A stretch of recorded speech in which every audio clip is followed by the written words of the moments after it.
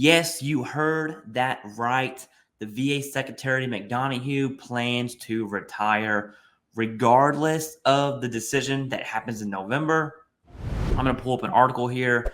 We're going to read this. I'm not feeling too well, so if I sound nasally, that's why. All right. Veterans Affairs Secretary McDonough plans to step down after U.S. election.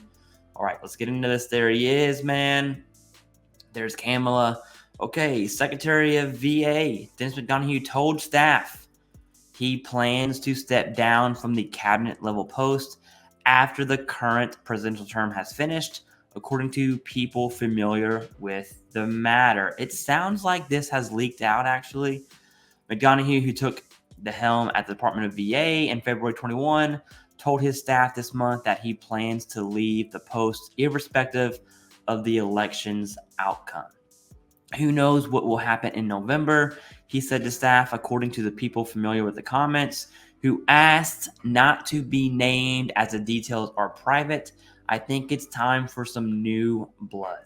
If you get value from this channel, like, subscribe, comment below. I want to know your thoughts on the VA Secretary retiring and who you think the next VA Secretary will be for each party line there. But here we go. He's retiring. Let's go ahead and keep on reading. President Joe Biden tapped McDonough in 2020 to lead the VA, the second largest federal agency behind the Department of Defense, which provides health care and other benefits to 9 million military veterans and their families. Though McDonough, where am I at? Excuse me. Though McDonough didn't serve in the military or have healthcare experience, he was a known progressive political operator in Washington. You know, I don't really have any. I'm kind of caught in the middle here. I would like to see some veteran representation when it comes to the Secretary of the VA.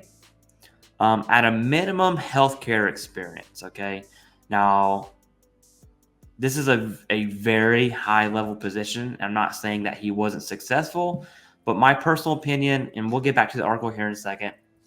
My personal opinion is a lot of good happened at the VA during McDonough, and a lot of bad happened at the VA. And I don't think they cancel out each other, meaning the good overrides the bad or the bad overrides the good. I just think they're independent. Both things can be true, right?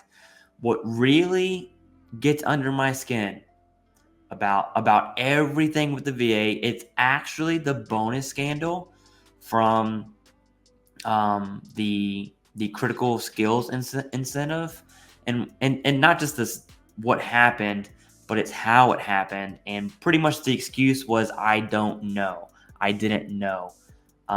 That's really what comes to mind as far as bad, because the I don't know excuse, and there's a lot of bad that has happened.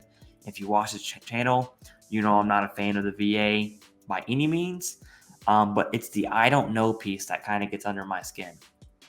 But let's go ahead and keep on reading.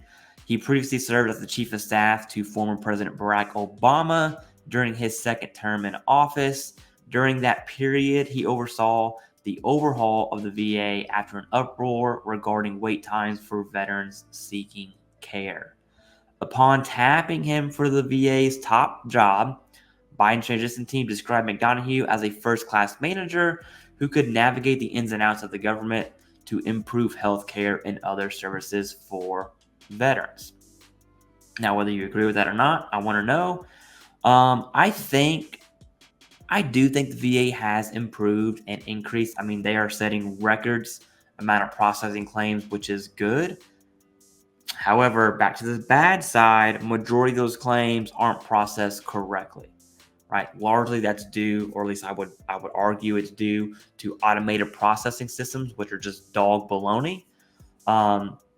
But there's many factors at play here. That's what's come to mind at first glance. No, I did not read this article before making this video.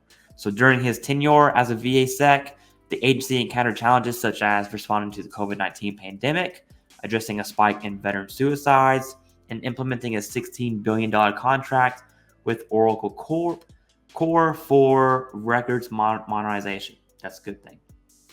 It also experienced a backlog of almost 400,000 benefits, and talks about the PACT Act there.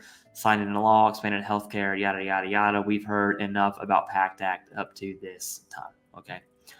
Prior to Biden's unprecedented announcement to withdraw from the 24 presidential election, the 54-year-old McDonough had already determined he was ready to leave the post, according to one of the people familiar with the secretary's plans.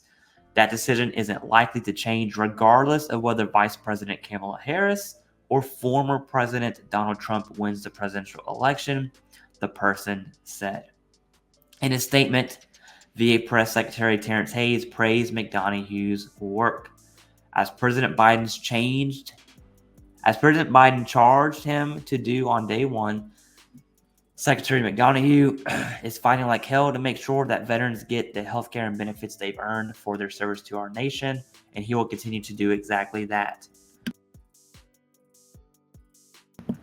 Excuse me.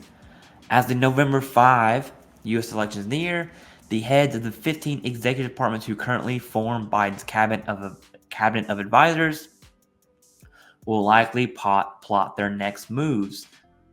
This tells me it's not looking good for the Blue Party, okay? The VA secretary must be nominated by the U.S. president and confirmed by the Senate before being sworn in. And there you go. I'm going to link this below here. Let me know your thoughts. I don't think I have any thoughts on McDonough himself, just the VA as a whole. We know the VBA system is just not working as intended. It works for a lot of veterans. It also doesn't work for a lot of veterans, and those don't cancel each other out, okay? We have the fraudulent DBQs from the OIG reports. We have unwarranted CMP exams from many, many OIG reports, and then the House VA subcommittee. There's just so many things that have happened, both good and bad. However, I want it, and I really want your thoughts on this, okay? Comment below, have a conversation. Don't attack anyone personally. Do you think, is there more good under VA Secretary McDonough, or is there more bad? I personally think there has been more bad, okay?